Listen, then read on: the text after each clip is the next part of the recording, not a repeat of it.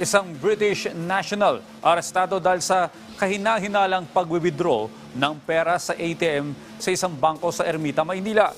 Ang naturang dayuhan, nahulihan ng halos 400 piraso ng ATM cards. Nagbabalik si Noel Talakay. Mahinahong sumama ang British national na ito sa mga miyembro ng Manila Police nang arestuhin nitong October 2 dahil sa kahina-hinalang pag-withdraw ng pera sa isang ATM machine ng isang bangko sa Ermita, Manila.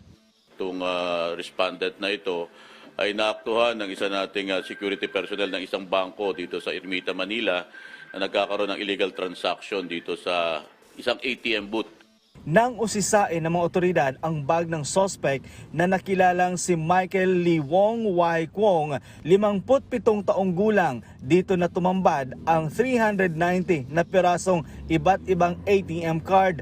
Maliban dito, may hawak pa itong 57 ATM card na ginamit niya sa tangkang pag-withdraw ng pera mula sa ATM machine. Ito daw ay pinahiram sa kanya ng isang kaibigan niya. Maliban doon, wala na siyang binanggit.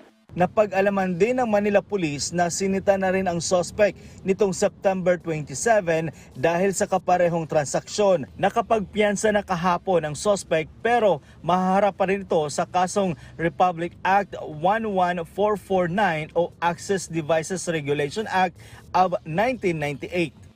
Ang pagkakalam natin ay nakapag-post na siya ng bail. At yun nga, hinihintay niya na lang din yung ating Yusupina galing sa korte para harapin niya yung nakaukulang kaso.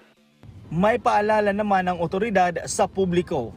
Panawagan natin doon sa ating mga kababayan kung sakaling mawawala yung ating ATM card, ay pag-ibigay agad alam natin ito sa bangko kung saan tayo ay kumuha nito.